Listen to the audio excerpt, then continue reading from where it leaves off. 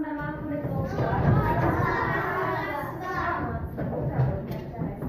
Балалар, біз өткен сабақта қандай әріпті өттік? Кім айтады? Каусар. О әріпті өттік, иә, жарайсың. О әріпті дегеніміз дауысты ма, дауыссыз ба? Мина. Дауысты еркін шығады. Жақсы, жарайсың. Енді балалар, кім? Нұрхан, дауысты дыбыс дегеніміз не? Дауыссыз дыбыс деген аузымызда қысылып шығатын. Дауыссыз дыбыс ол, иә? Ал дауысты дыбыс дегеніміз ше? Дауысты дыбыс дегеніміз аузымызда еркін шығады. Еркін шығады. Өкпемізде жиналған ауа не істейді? Еркін, кедергіге ұшырамай шығатын әріпті біз дауысты дыбыс деп атаймыз, иә? Енді балалар, біз өткен сабаққа бір шолып өтеміз. Қандай әріптер өттік? Өткен сабаққа.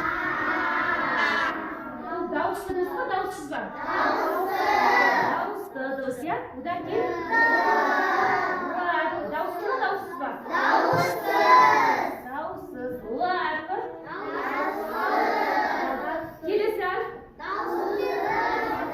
Қандай әріп келесі әріп? У әрпі. Дауысты ма, дауыссыз ба? Дұрыс айтасыңдар. У әрпі дауыстыға да жатады, және дауыссызға да жатады, иә? Келесі әріп? Н әрпі дауысты ма, дауыссыз ба? Дауыссыз. Одан кейін әріп? Дауыссыз әріп, иә? Келесі әріп? Қандай дауысты ма, дауыссыз ба? Дауысты әріп. Келесі әріп? Дауыссыз әріп, яғни не болды бұл жерде? Көкпен белгіленді, иә? Қызылмен белгіленген әріптің барлығы нүктемен. Олар дауысты әріп болған, ал көкпен белгіленді дауыссыз әріп болады. Балалар, бүгінгі біздің өтетін тақырыбымыз, балалар, осы Т әріпі. Т әріпімен танысатын боламыз. Т әріпінің жазылуымен танысамыз. Бүгінгі сабақта Т әріпін әдемі қылып, мұқият отырып жазатын боламыз. Балалар, мен 3 партаға да жеке-жеке тапсырма беремін. 3 топқа топтық тапсырма беремін. Оның үшін сендер тақтаға шығып, мен айтқан тапсырманы орындайсыңдар, иә? Бірінші топқа мен тапсырма беремін. Мына жерде кесілген үзік әріптер бар, иә? Осы әріптерден сөз құрап айтатын боламыз. Мен бір сөз айтамын, соны сендер құрап айтасыңдар, жарай ма? Ал енді екінші топқа тапсырма. Екінші топтағы балалар мына жерде буынға бөлген сөздер тұр. Осыны әдебиелеп, буынға бөліп, тасымалдап естиміз, оқимыз. Қазір сендер дайындалып отырыңдар, мен оқытамын. Келесі үшінші партаға тапсырма беремін. Мына жерге қарасаңдар балалар, бізде суреттер бар, иә? Ненің суреттері бар? Жануарлардың суреттері бар, иә? Құстардың суреттері бар. Үй жануарлардың және жабайы жануарлардың суреттері бар. Осы жерден Т әріпінен басталатын суреттерді қалдырамыз тақтаға, басқа әріптен басталған сөздерді алып тастаймыз. Түсінікті ма? Ал енді олай болса, Нариман, келесі сабақ тапсырманы бастаймыз. Бірінші партаға сұрақ қоямын. Бірінші партадағы балалар мына тапсырманы орындайды. Нұркелді орындай ғой. Түйенің баласын не деп атаймыз? Бота деп атаймыз. Демек мына жерден бота деген сөзді тауып алып, тақтаға апарып жазыстырамыз. Екі магниталығы қолдан жазыстырамыз.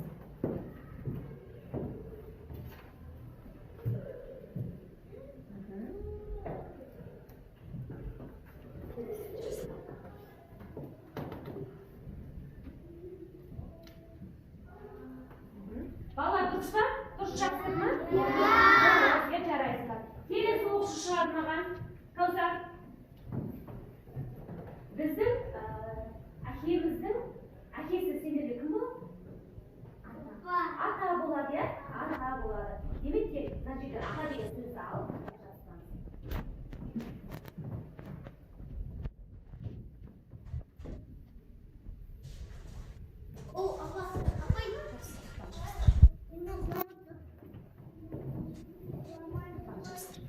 Бірінші қайсысы тұрады?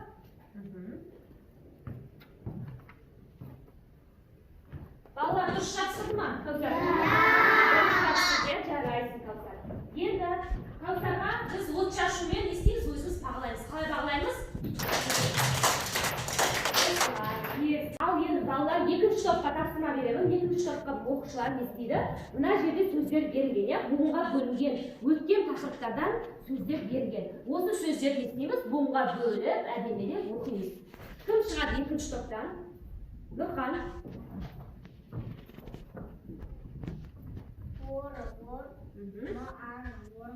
Орман, дұрыс. О, бір буын, сосын ра, мал. Орамал. Орал, дұрыс. Арала, дұрыс, жарайсың. Келесіне кім шығады? Үшінші топтың оқушылар не істейді? Мына жерде тұрған суреттерден Т әрпінен тұрған суреттерді қалдырады дағыны. Басқа әріптен бастаған сөздерді алып тастайды. Түсінікті ма? Келесі топтан кім шығады? Бекет. Бір суретті ғана алып тастаймыз. Ненің суреті екенін айтамыз. Ол ненің суреті? Қоян деген сөзде Т әрпі бар ма екен? Жоқ екен. Демек оны сіз алып тастаймыз, иә? Жақсы. Келесі кім шығады? Бекулан. Айтып аламыз. Не ол? Ненің суреті екен? Лимон. Лимон деген Т әрпі бар ма? Жоқ, дұрыс айтасың. Демек оны алып тастаймыз, иә? Жақсы. Келесі Ахмет. Алып таста. Қайсы суретті алғым келіп тұр? Ол ненің суреті? Күшік, дұрыс айтасың. Т әрпі бар ма ішінде? Жоқ, иә, алып таста онда. Алып тастады. Енді балалар, мына жерде тағы да Т әрпінен емес сөздер бар ма, жоқ па? Мынау қандай не мынау? Ненің суреті? Тауық деген Т әрпі бар ма? Бар екен. Демек не істейміз, оны қалдырамыз, иә? Мынау ненің суреті? Торғай деген суреті Т әрпі бар бұда, иә? Шаршаған боласыңдар, енді біз барлығымыз орнымыздан тұрып, сертификатын жасап алайық. Сертификатын жасаймыз. Балалар дейсіздерге қазір сөздер жасырамын. Т әрпінен басталатын сөздер айтқан кезімізде, оларды жай ғана бірінші сақталақтаймыз болды. Түсінікті ма? Ал егер де басқа әріптен айтса мен сөздерді, онда аяқты екінші рет тоқылдатамыз болды. Жарай ма? Ал енді кеттік. Бірінші тапсырма тоқылдақ. Сауысқан. Сағат. Сағат. Сағат. Сағат. Торғай. Енді балалардың демалу уақытқа сергіп алдық, иә? Енді келесі тапсырмаға өтеміз.